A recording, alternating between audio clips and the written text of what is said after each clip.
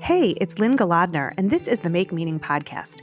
I'm founder of the Your People marketing and PR agency, and I lead the Make Meaning movement, a platform that helps purpose-driven visionaries and leaders do business with meaning.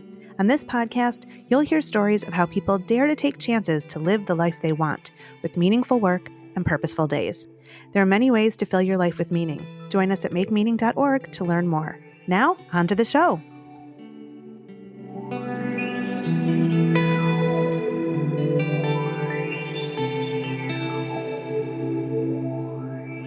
Welcome back to the Make Meaning podcast. I'm Lynn Galadner, and today I have the pleasure of speaking with Harry Sherwood. Harry's dedication to following his heart led him to travel the world. Over the last decade, he has lived with and learned from monks, yogis, martial arts masters, professors, and psychologists. Harry practiced thousands of hours of meditation and earned a religious studies degree from the University of Michigan. He also studied Tai Chi, Qigong, Kriya Yoga, meditation, mindfulness, and psychology.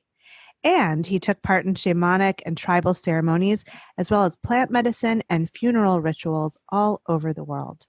The culmination of these experiences led Harry to found Consciously.org, where he and Melanie McDaniel guide people into fulfillment, transformation, and expanded awareness in mind, body, and spirit. Harry, welcome to the Make Meaning podcast. Thank you so much for having me. I'm excited to be here. I'm thrilled to have you, not only because I have another Wolverine on the show. So go blue. I also graduated from Michigan.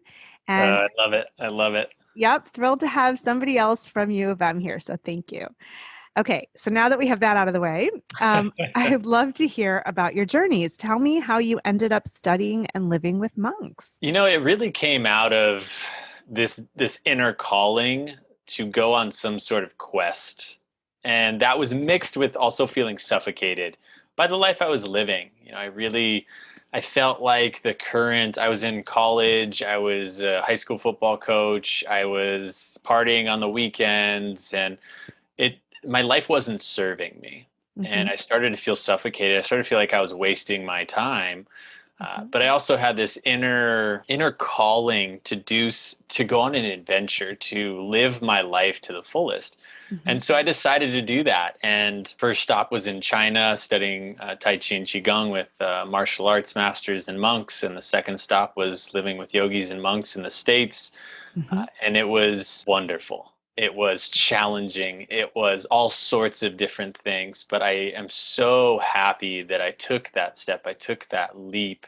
And it came from a mixture of being called to it as well as needing a change in life. And so what stands out about that experience? Like, can you recreate for our listeners a little bit about what that was like, and I'm sure it was a stark contrast to the life that you had lived previously.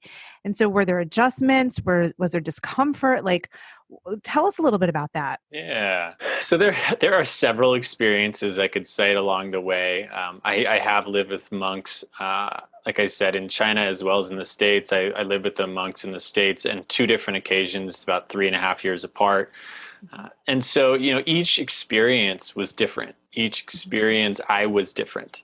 Mm-hmm. And so the first time that I went, China was different than I thought it was going to be. It was far more focused on the physical aspect of things, 8 hours of training every day. Mm. And it really took a toll on my body. And it was much more of a cultural experience, a cultural dive in, so to say, mm-hmm. than a spiritual one, which is more of what I was looking for. So it was just an eye-opening experience in a different way of life. Mm-hmm. And then the ashram in the States was my first experience not having an avoidance mechanism, so to say. So mm-hmm. When I was feeling lonely or disconnected, frustrated, out of my element, the only answer was introspection and meditation, was diving within, was creating a deeper connection to myself. And it really challenged me to learn about myself, about how I operate, my beliefs, so on and so forth. And at the ashram, the day-to-day schedule was wake up at 7, meditate from 7 to 8, Hmm. and eat some breakfast, serve or work until noon, meditate for a half hour, then eat again, then work till 4:30, then some break, leisure time, meditate for another hour from 7 to 8, and then you had 8 to 10 free time where they suggested reading or more meditation. Hmm. Saturday was similar, and Sunday was all silent with 6 hour meditation. Hmm. And they broke on the hour for maybe 5 minutes. They'd do a song or a chant, and then you could stand up and go to the bathroom if need be. Hmm. So it was, needless to say, it was a little different than what I was used to. Yeah, But all my years of football, as well as martial arts before then, the discipline aspect of it wasn't too unfamiliar, but the rest of it was. sure, sure. You've studied so many different traditions, rituals, just ways of doing things. And so I wonder, if any particular experience stood out for you or had more impact or that you've taken into your life post this experience, like the funeral rituals or any of the shamanic things, or, is there something that was really pivotal and that you've sort of incorporated into your life since then?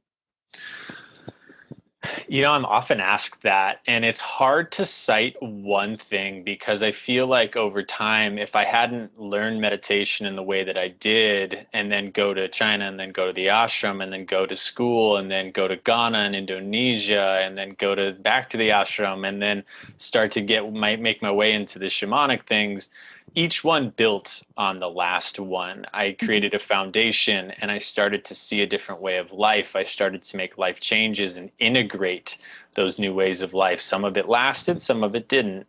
So each one helped the previous one. And so I feel like I'm having incredibly powerful experiences all the time. Even yesterday, I had an amazing breakthrough experience because of the previous decade plus of work that I've done. But a fun story Mhm.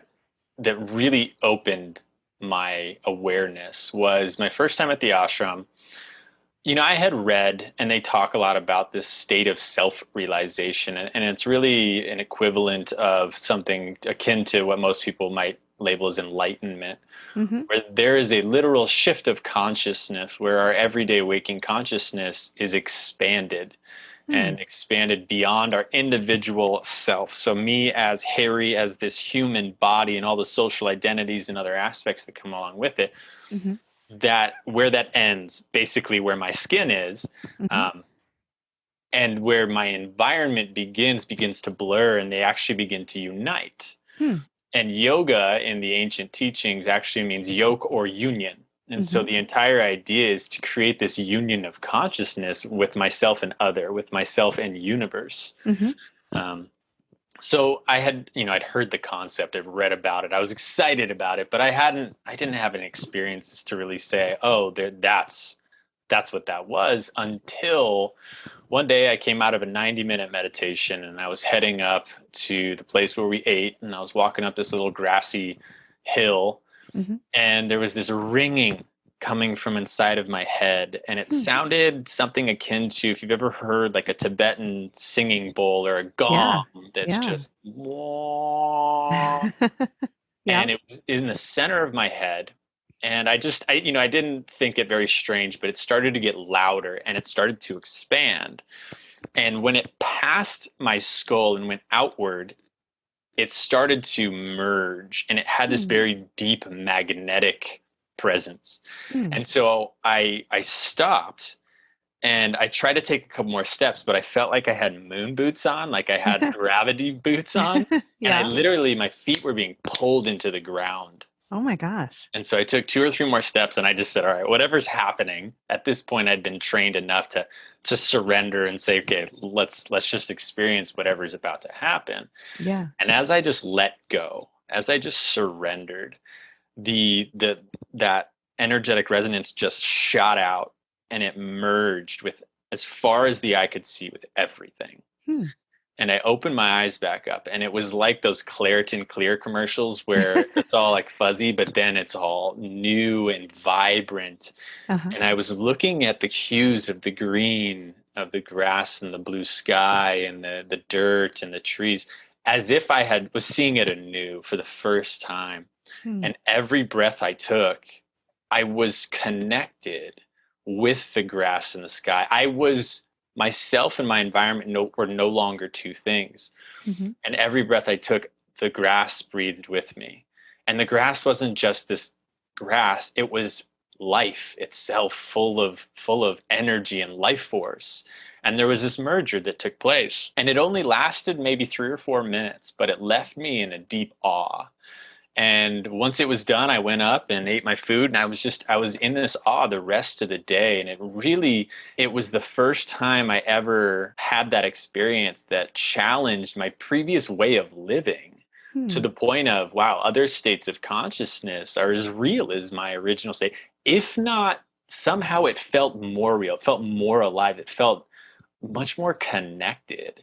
Hmm. And that really fueled my seeking and my journey and my continued passion for having different experiences in life. That is an incredible story. I mean, I want to experience it, and it's like almost as if most humans are never scratching the surface of what is possible, for awareness and purpose here on earth, until you reach that, if you're lucky enough to reach it.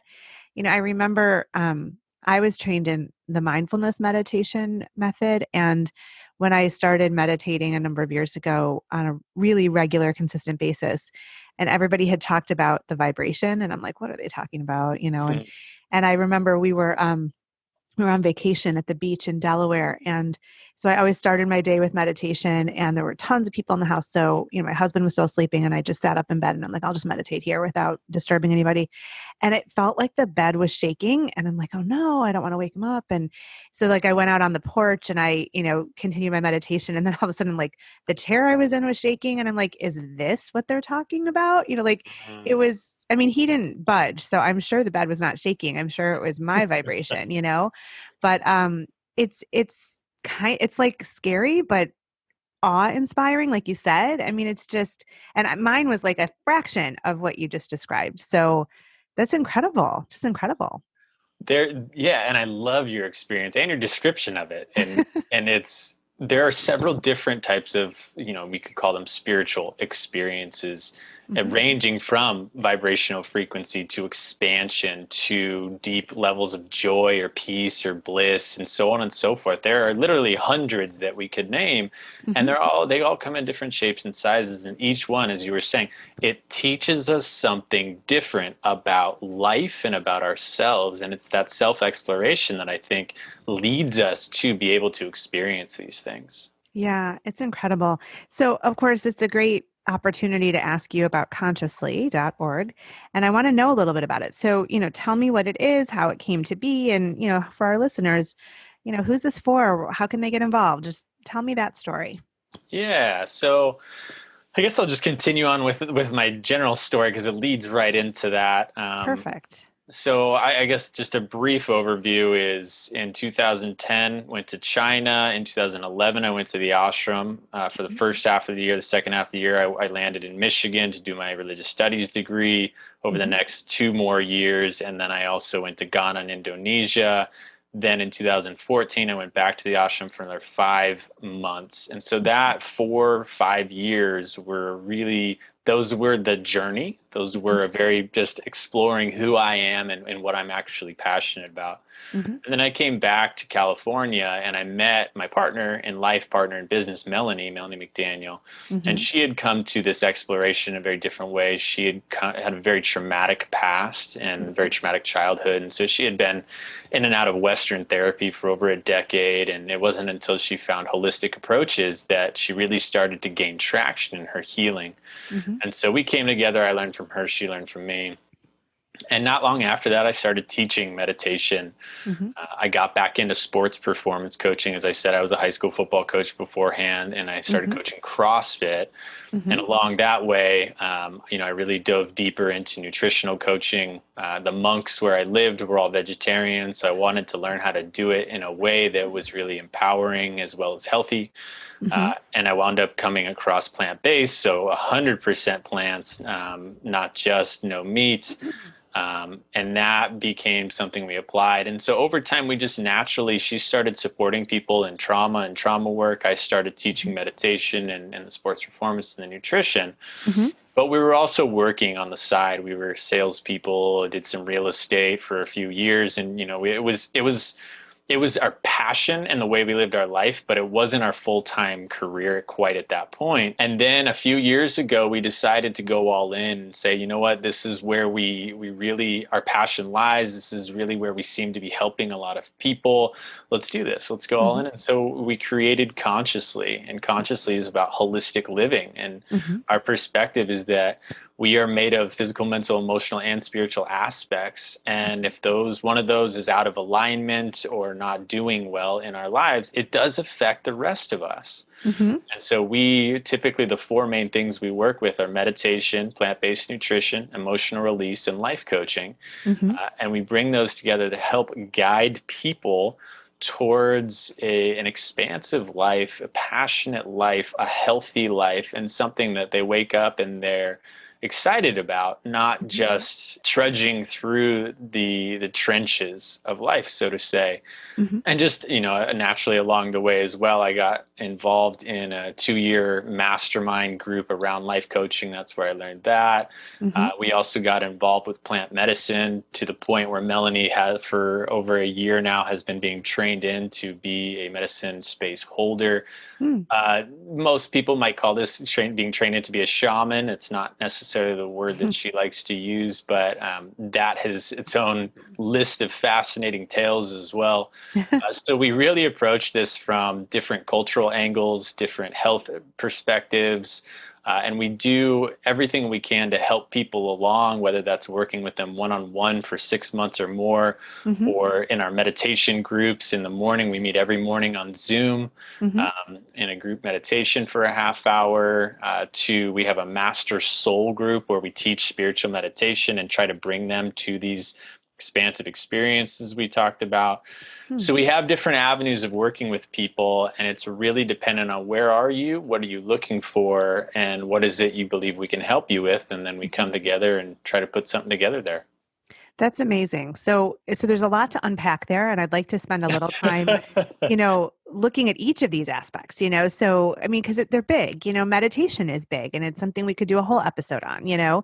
Um, I'd like to first start with plant-based nutrition. And so, it's funny. I'm the mom of 4 teenagers, and one of my kids wants to be a nutritionist, and she goes back and forth through, different philosophies, and she's still 16. So there's time for her to develop her expertise and everything, but she's really passionate about it. And there are times that, she's adamant that like meat is really good for you. And then times that she's like, we really shouldn't eat meat. It's not good for the environment. And, and I have friends who are, who've totally changed their health profile by going vegan. And, so talk to me a little bit about plant-based nutrition and, why that's such an important focus. We'll get into the other stuff too, but I want to start there. So yeah, let's hear about that.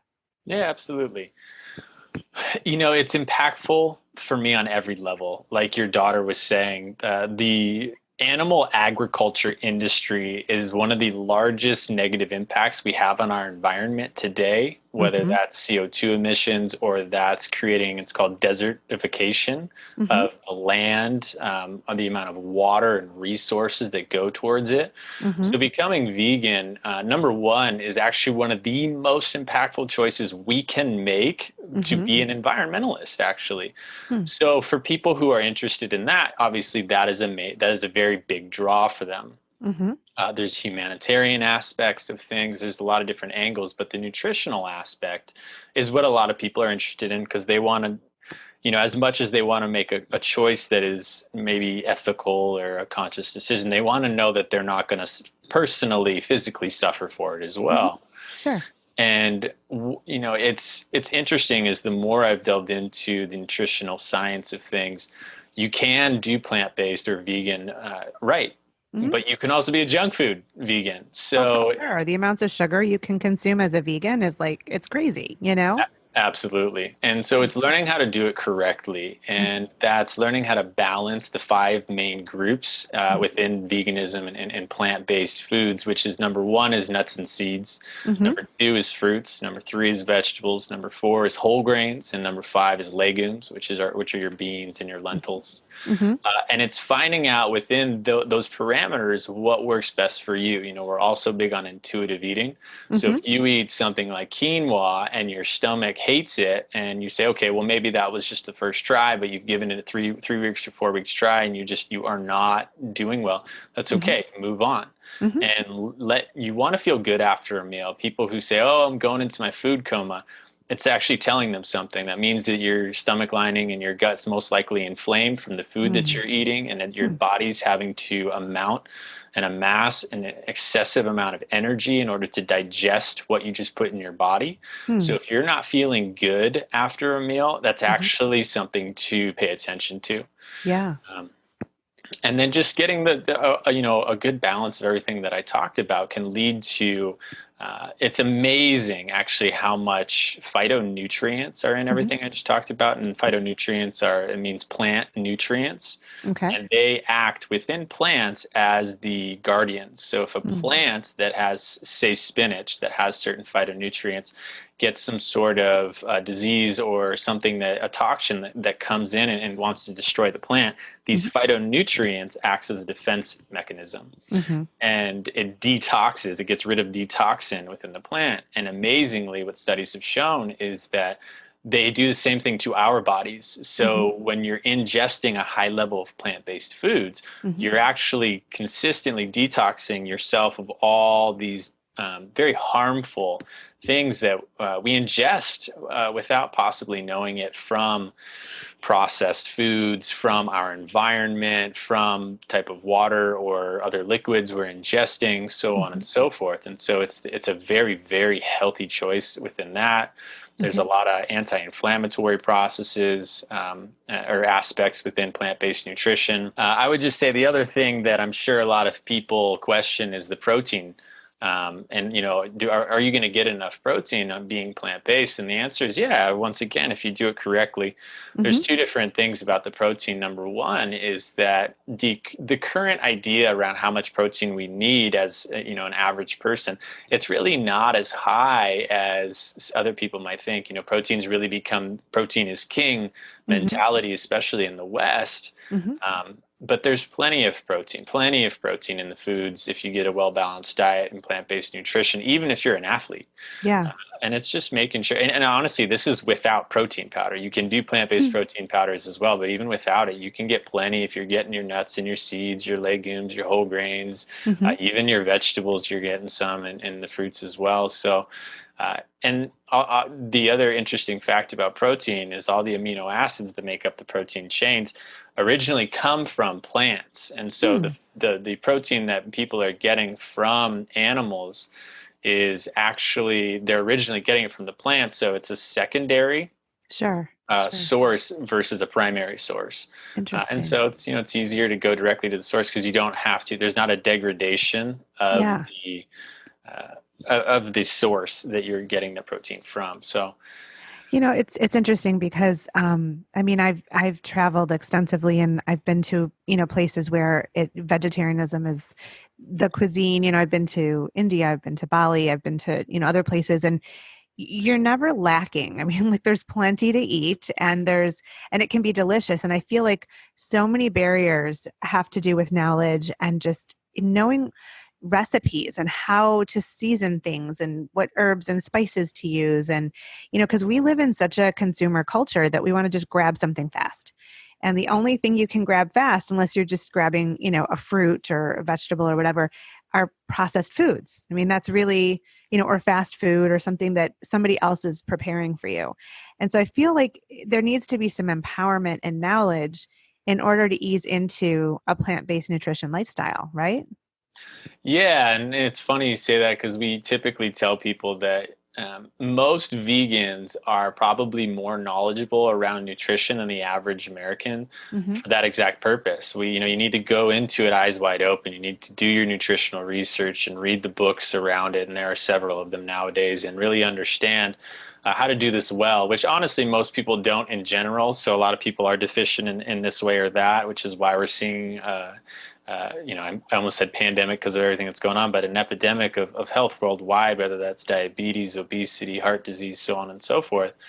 So absolutely, it comes with education around cooking. It comes with tinker tailoring things. Hmm. It's just like you would cook otherwise. It's what do I like? What works for me? How can I do this in a timely manner? What's meal prepping? How do I do that? Let's make a smoothie early on in the day, and then I can put it in the fridge at work and drink it at lunchtime. So it is a learning process, but it's one that's well worth it. Absolutely. Well, I really appreciate you taking me through that. And I hope that's helpful for our listeners too. It's something that I've dabbled in thinking about for a long time, but haven't taken the plunge. And I just think you have to sort of like get out of the comfort zone and open the cookbooks and, just have your plan so that you know how to move forward. But I want to ask you about a couple other things. And so, you mentioned plant-based nutrition, you mentioned meditation, this whole idea of holistic living. I feel like the word holistic gets thrown around so much. And so, are there certain like frameworks or tenets that would define holistic living? Like, yes, plant-based nutrition might be part of it, meditation might be part of it. Are there other things, other concepts that you would include in that definition? Yeah, so there's actually a couple different perspectives on it, as you're saying, and then there's spelling it two different ways as well with the H or the WH. Mm, We tend to spell it with a WH. okay. And honestly, there's a very simple way of thinking about it. We as beings are whole, Mm-hmm. and it's returning to that. Hmm. And that's done in a different way for everyone. So I don't want to confine holistic living necessarily to, well, if you're not plant-based or you don't meditate or you're not someone who's working on your emotions or you don't travel the world and expand your consciousness or, whatever it is, Mm-hmm. I wouldn't want to pigeonhole anything. It's more about, at our core, at our center, we are whole beings, we are complete.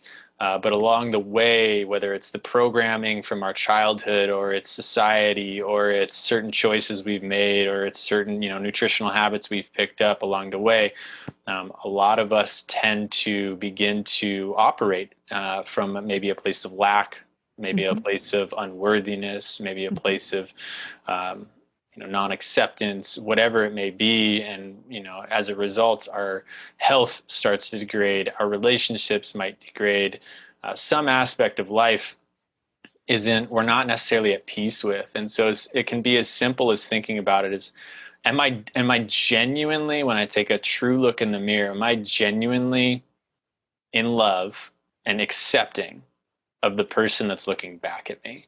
Hmm. And the truth is that most people, the answer is no. Some people, they have a lot of their ducks in line and they really do love their lives, but there's maybe one aspect that they haven't explored, so on and so forth. Mm-hmm. Other people, we have clients that we have them do this exact um, thing. We have them look in the mirror Mm-hmm. naked and we have them tell themselves, I love you. And you'd be amazed at how many people come back saying, I just couldn't do it the first, second, or third time. And by the time I could Mm-hmm. do it, I didn't feel it was genuine. And obviously that's not everyone, but Mm-hmm. it's just really asking ourselves, am I whole? Mm-hmm. And if I'm whole, it typically comes along with a really deep existential contentment with the way Hmm. I am and life is. And it's a journey for most of us. It's an unfolding, and then it's creating a lifestyle that's in alignment with that wholeness. So, this sounds like it's so many different things, and I don't want our listeners to be overwhelmed. So, would you say if there's any one place to start, even just a question to ask yourself, or, are there resources they can sort of browse through at consciously to sort of whet the appetite and see where they need to direct their energy? What advice would you have for that? Yeah, absolutely. And I do realize that there are a lot of moving parts here, and we do our best to simplify everything. So, Sure. a common question that we ask people or we ask new clients is just, what's your why? What is your reason that whether you're coming to us or you do anything in life? Mm-hmm. And we help people find what we call the true north statement, Mm-hmm. which is, hey, if I were to walk this direction the rest of my life, um, and everything else around me crumbled, nothing else worked out for me, but I kept walking along this line Mm-hmm. and I devoted myself to it, I would think that that's a life worth living. And for some people, that's being someone of compassion and a family person. For other people, that's I want to achieve this dream and I want to do it with integrity. It Mm-hmm. doesn't need to be complicated, Mm-hmm. but it does need to be true for you. Doesn't, Mm-hmm. try not to make it someone else's candid answer. Often we want what someone else taught us to want. Mm-hmm. So it's really sitting with your heart and asking yourself, what is my why? What do I want and Mm-hmm. why do I want it? And Mm-hmm. re-ask those questions several times until it feels so right and so true. And this might take, it might take a course of, several weeks or a little bit longer Mm-hmm. to tinker with it, to sit with it, to honor it, and then to move forward. But once you find it, it can be a really powerful way to start your journey and also to guide your journey once you're on it. And of course, we will put in our show notes how to find you, how to find Consciously, and encourage our listeners to check it out and see what fits for them. And before we close, I usually like to finish my episodes by asking our guests what permission slip they'd offer to our listeners. And this is just sort of, giving ourselves permission to seek our meaning and live by purpose. So, what permission slip might you offer to our listeners today? I'm going to go along the lines of what I talked about in the wholeness within. Allow yourself to be whole and allow yourself to truly believe that. And anything that comes up to challenge that, any reason why you're unworthy of Mm-hmm. being whole and at peace, any beliefs that come up, any emotions that come up, I would challenge you to let those go and to Mm-hmm. recognize that those maybe served you at one point in life because they wouldn't be there otherwise, but you can let them go Mm-hmm. and you can live the life that you want to live deeply as you accept that and allow it to occur. And it comes with that inner wholeness, that completeness, that you are everything you've ever sought. And it's just that deep, true connection to you, that wholeness that we've all been seeking and we can find. We can come into that wholeness. It is a real thing. These are great. And I think we're going to have lots of permission slips from you that we can share, which we'll share on all of our channels and tag you and everything. But Harry Sherwood, it's been such a pleasure to chat with you. And I hope everybody's going to go check out Consciously. It sounds like the first step toward everybody's best future. So thank you so much for being on the Make Meaning podcast. Absolutely. Thank you for having me. And real quick, I just want to appreciate you in this moment. It's these types of conversations, and I've listened to some of your other podcasts, and there's some just amazing ones on there. So, reflecting right back the appreciation to you that this is how the world will find their wholeness is through these types of conversations. So thank you for doing what you do. Thank you so much. It's a pleasure. And I get to speak with people like you. So it's a win-win. So I love it. thanks for listening to the Make Meaning podcast with Lynn Galadner. You can find us wherever you listen to your favorite podcasts. If you like what you've heard here, join us over at makemeaning.org to discover how you can add more meaning to your life. And hey, if you like our conversations, please subscribe and share this episode with the meaningful people in your world.